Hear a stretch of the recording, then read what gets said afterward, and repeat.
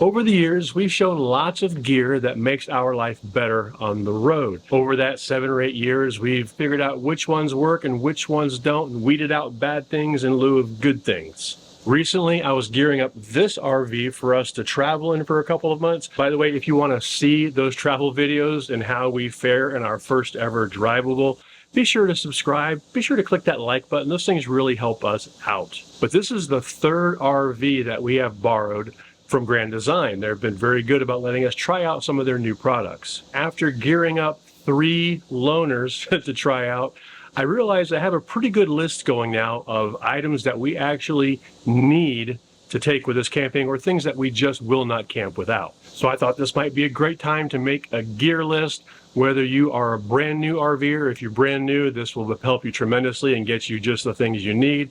Or maybe you're an experienced RVer and you're just looking for some new ideas. Note that this is just the functional stuff, the mostly business side of the RV. I'm not going to cover things like plates, dishes, towels, food, some of that stuff. This is just the functional stuff. Also, not all of this. Some of this is required on day one, but not all of it. And where that's the case, I will note so. I'm going to go through these quick, but I will have the whole list on our website along with the links. I'll also have chapter markers down below in the timeline in case you want to skip around. Now let me go gather all this stuff up for show and tell, and let's go through it. Let's start with the obvious, simple stuff with fresh water gear. Now obviously you're going to need a freshwater hose. When I say freshwater hose, I mean potable. I never figured out how to say that word. You want one that's actually made for drinking water, and it should say drinking water or potable on the hose. You don't want to use just a regular garden hose that's going to have the rubber that leaches chemicals and stuff into your drinking water. We used to use the 0G hoses for a long time, but I found several of those I got leaked. I couldn't get them to stop leaking. At this point here, I recently switched to this Camco Evo Flex 2. Really love this. Super flexible, super easy and light. I like these quick disconnects on it. Not necessary, but I like these. But I really like the Camco Evo Flex 2. It's really the only one I've found on the market recently that's good. Speaking of hoses, you're also going to want a separate black tank flush hose. Now this can be any kind of hose. You want to keep this separate for contamination purposes. You don't want to be connecting your drinking water to your black tank and then back to your drinking water. Just ew. You can see here I've got my 0G hoses. They got demoted to black tank hoses, but you can use any hose for the black tank flush line. I also really recommend having a Y adapter to connect the 2 hoses at once. That way you don't have to disconnect your freshwater line and disconnect the water inside while you're flushing your black tank. Any Y adapter will do. I think I just got this at the Lowe's Garden Center. And again, really like these quick disconnects for stuff like this. Also in the freshwater department, a pressure regulator. You're going to need a pressure regulator. This is not optional. Lots of places we've been to have really sky-high pressure that will damage your RV. Now, when we first started out, I looked at these. I looked at the price of these versus the price of the little cheap inline ones that are like preset to 50 PSI or something along those lines. Those suck. Don't get those. They restrict water flow really, really badly. I don't recommend those. Spend the extra money, get one like this. You can adjust it up and down so you can kind of open it up for those low pressure situations and crank it down and limit the pressure when you got those high pressure situations. And you can read it right here and know exactly what you're getting. Also on the freshwater side, I really recommend an inline water filter. This Camco Taste Pure is great. We have a full water filtration system with a triple filter, and we still use this because this acts as a first line to protect those filters. But if you're just getting a brand new RV, you don't have a filter system yet, maybe you don't even plan on getting one, at least get one of these to go in line. You're going to see a lot of Camco stuff today, and this is not sponsored by Camco in any way. They just make really good gear. We've used this stuff for years, and this is no exception. Also in my bag of freshwater goodies here is a water meter. Now this is not necessary day one, but it's really handy to have for things like filling your freshwater tank, wanting to see actual gallons that go in versus maybe what you might read on your meter. I've tried several brands of these also. Save a Drop was one I used for a long time. Those broke after a while. These have been really solid. They also have a lot of cool features on here like flow rate. So if you want to kind of measure how much water is going into your black tank flush, and get a time of when you need to set your timer to come back and pull the handle. This is great. It's also got this really cool, no matter which way you turn it, you can keep your gauge straight and visible. I like this. And let's dig into the dirty water. You're gonna want some gloves to mess with your dirty bits. So obviously you're going to need a sewer hose. Now again, we've tried a couple of different Camco brands. We have this Camco Rhinoflex. This hose we bought in 2017. It's still good. Its claim to fame is that it's harder to step on and damage, and it's a little bit tougher, and that's why we picked it over the Rhinoflex. But in a recent video I did where I was talking about camp setup, Camco had sent us a couple of their Rhinoflex. The thing I like about these is these collapse down to about 30%, 33% less length. In this little tub here, I've got 4 10-foot hoses, so plenty of extension there. You want to get at least 20 feet. I recommend 30 or 40. Sometimes you're going to be camped in situations where the sewer line is just too far away. Now let's talk about where the hose connects to the RV. We've been using the little like 45-degree clear angle for a long time, and that works great on fifth wheels, travel trailers, where your hose connection is on the outside of the RV. However, we found that in this Super C and probably a lot of Class A's, your sewer connection is a lot of times up inside the RV, and there might not be room or anything for that 45 degree. But Camco had sent us this guy here, and this worked out great on this RV because it's got a little leverage here. It's got a light. You know, we're never hooking up in the dark anyway, but if you're hooking up in the dark, this thing has a built-in light, but also has this little handle so you can kind of crank on it. So we've been using this in the Super C. So depending on what kind of RV you're gearing up for, you know, look at the output, figure out whether this or one of those 45s would be better. So you got to be able to connect the sewer hose to the campsite. And there's a lot of variability in these campsites as far as what kind of connection you're going to have for sewer. Most of them are going to have the kind that are the 3-inch PVC with threads and you can screw things in. But a lot of times you have little weird little metal flappy things. We've seen all kinds of stuff, and we used to carry about 3 or 4 different types of adapters and donuts and things like that. But after all the testing, I've got it down to 2. 2 connections are all we need for this. This is our new favorite one. You've probably seen this one online.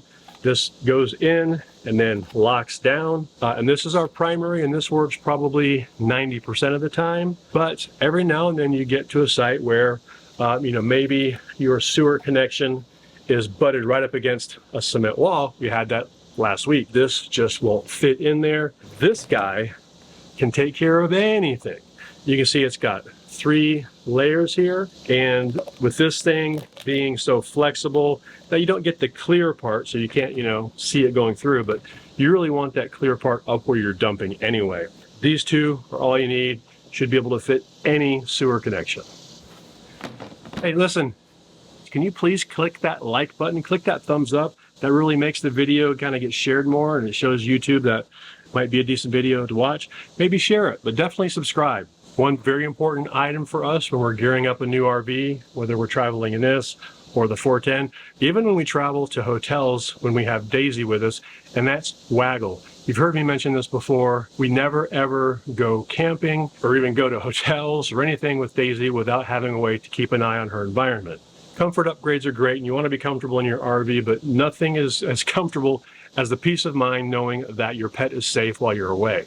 The Waggle Pet Monitor and 4G Minicam make the super duper team up combo to make sure you can keep an eye on your pet. The Pet Monitor keeps constant tabs on the temperature and humidity inside the RV, sending alerts if anything drifts outside the safe zone.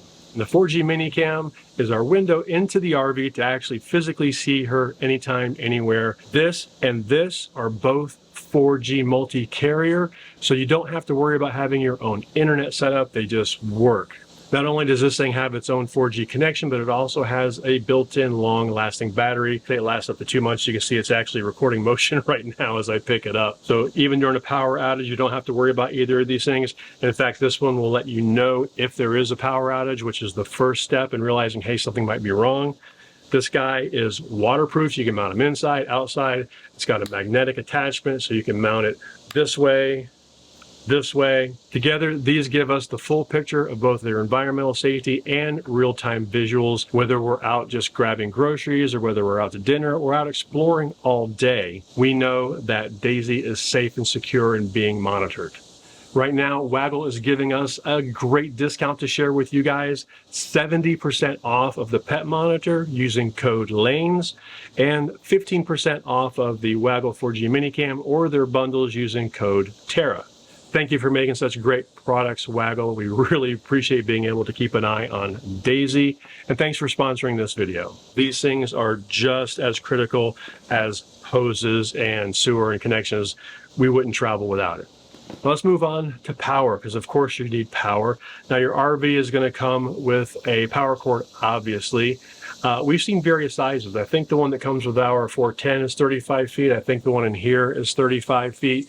And that will get you most of the time, but you are going to be in situations where the power pedestal is too far away. And for that, you just need an extension cord. It's just like any other extension cord, except it's made for 50 amp. And we've traveled with a 15-foot one, and that has lasted us and done well for us and been fine. So a 15-footer is what we carry. You are also going to need a 50 to 30 amp adapter for those times when you're in the older state parks or something where they only have 30 amp. It just basically allows you to convert from this into the 30 amp. I can't show it to you because it's connected over here running this guy right now, but you'll definitely want one of those. Also, if you're going to be plugging it in at home, maybe in your garage or at a neighbor's house, or maybe you're going to mooch dock and stay at a friend's house, you're going to want an adapter down to 15 amp. So what we have is we have a 50 to 30, and then we have a 30 to 15, 15/20, just your standard outlet. And that does allow you to plug in your RV to a standard outlet. Now, I'm not going to go all into this. We have a separate video on it. Just make sure you don't run anything over the 20 amps or 15 amps inside your RV, because you'll blow the breaker. Now, along the power topic, you don't want to just go plugging in your RV to campground power willy-nilly, because quite honestly, a lot of these RV parks don't have great infrastructure. A lot of the newer ones do because they're built for it, but older ones do not. And the problem that you're going to run into isn't surge. You're going to hear the term, got to get a surge protector. That's true, but you need more than a surge protector. You want something that has a shutoff if the voltage gets too low. Because what happens is the voltage gets low, the amperage has to crank up, and you start blowing breakers and things don't work, and it can actually be very detrimental to your high power systems that use a lot of juice, like your air conditioners. Voltage gets too low and those things draw too much power, you could burn them out. You can really damage your RV. That's where something like this surge guard comes in. Whether you do surge guard or watchdog, we actually have both. These kind that hang on the pedestal are really, really easy and convenient. They do have ways you can lock them down. But again, it's just plug in here, and you're done. The nice thing about this and the watchdog is they have apps, so you can actually see what's going on with the voltage. But the thing that these do that a surge protector won't is that it will shut off power if the voltage gets too low. You would rather have power shut off without burning stuff up. Now, the last thing in the power department is a cheap one, but you definitely want to use this. This is contact cleaner. You want to take this and spray it into your pedestal, get up in there, spray out all that dirt and grime. These things have probably never been cleaned, so it's up to you to do it. Every time we set up camp, I spray it in there, clean it out, plug it in. That way, at least you know the major foulings in there, the dirt and grime are out. So let's get into the realm of tires and setting up camp and everything down here. Number one, your tires on the road. We won't travel without a TPMS, tire pressure monitoring system. We also want one that monitors more than just pressure. We want to measure temperature, because a lot of times it's that temperature that's going to cause your blowout, usually preceded by low pressure. A lot of people think that tires blow out because they just get too much pressure and blow up, or they get hot, but they get hot because of low pressure. Typically, the extra friction causes the heat, causes the expansion, causes the rubber to wear down, and then boom. But this guy, we've seen several instances online, and it's also helped us before where this goes off. You pull over, hopefully before the blowout. Sometimes blowouts can't be avoided if you run over something, but at least you'll know about it with this. When you've got a triple axle toy hauler or something, or a fifth wheel way behind you, you may not even hear the blowout. So you want to have one of these. Now this is a new one that we've been trying out and I really like it. It's from Road Tech. Techno RV sent this over to us, so we'll have a link to them down below. I really like this. The touchscreen makes it super easy to program. This thing has a battery that will last it for a couple of travel days before you have to recharge it, so you don't have to wire it if you don't want to. This Road Tech is really nice, and we used it in this guy to monitor the tires on our Jeep. Because again, whether you're towing a Jeep behind a drivable, or whether you're towing a trailer or a fifth wheel behind a truck, you don't know what's going on those tires back there. So we use this to monitor the Jeep, and of course these tires also. But yeah, don't travel without a TPMS. If you do get a low tire, because you should be using these to check your pressure every time, perhaps the day before you travel is when we check our tire pressures, and they're inevitably going to be high or low. You know, when you travel from one environment to another, high altitude to low altitude, high temperatures to low temperatures, or vice versa, your tire pressure relative to the outside air changes, and you do have to make adjustments. This guy is my new favorite tire inflator.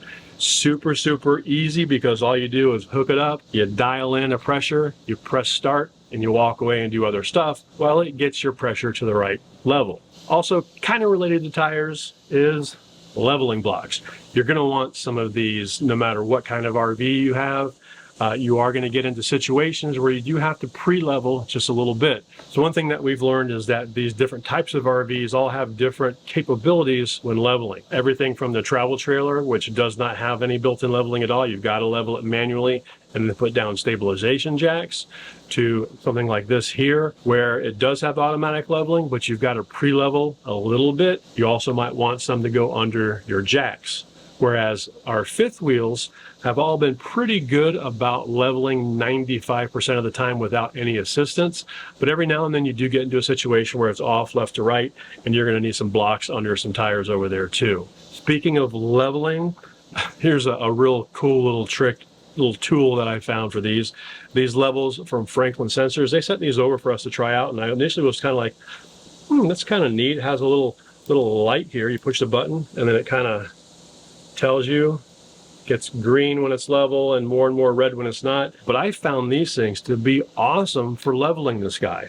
I put these things on the floor like this in a T, and then I can tell as I'm trying to level the RV, because it doesn't always get it perfectly right, do my adjustments. As soon as they're both green, I'm done. Obviously you can use these things for like hanging pictures or doing projects where you want to be able to see the level from far away. They have magnets so you can stick them onto your frame. Really cool, really inexpensive way to get your level on. Also, in the realm of things we want to be able to see inside the RV, these aren't necessary day one, but I highly recommend them. Number one is an RV GPS. If you're just traveling in a small travel trailer, or maybe a small Class C or a Class B, not really that necessary. Handy, nice to have. But if you're traveling in a tall RV that's 12.5 feet, or like our RV that's 13.5 feet tall, you need an RV aware GPS, one that will route you based on your RV's length, height, width, weight, all of that. It takes into account, uses some trucker GPS data. I don't really know what it uses, but we have relied on the Garmin RV GPS. Now, we've tried various other GPSs. We had the Rand McNally for a while, and it was okay, but the Garmin rocks. We really trust this guy. It also helps us find fuel and places to eat and things like that. And a lot of people have asked us about the software GPSs, like that come with RV Life or maybe a Copilot app. We haven't had great luck with those. Those tend to do some strange routing, and this doesn't. So really recommend this. The other thing I really recommend that we've never needed in a litigious sort of situation is a dash cam. Go online and Google dash cam videos and see what you find. The thing that worried me about pulling a large RV or driving a large RV like this is people may be looking, that's kind of a nice RV. Maybe I'll brake check them and get an insurance payday. Well, if you have a dash cam, you have proof that, hey, I was driving responsibly, and then they brake checked me. or whatever you might happen to see on the road. Somebody cuts you off, somebody causes an accident. It's great to have video evidence to back up your case. Last but certainly not least are some safety items. Number one, get extra fire extinguishers. The fire extinguishers that come in your RV are kind of there to put out fires inside, maybe a kitchen fire, grease fire, something like that. I like to have a couple of these. On our big fifth wheel, I've got one on each side, accessible from the outside, so I can get into the bay, get it out, put out a fire on the truck, on the outside of the RV, whatever it is. I like to have these accessible.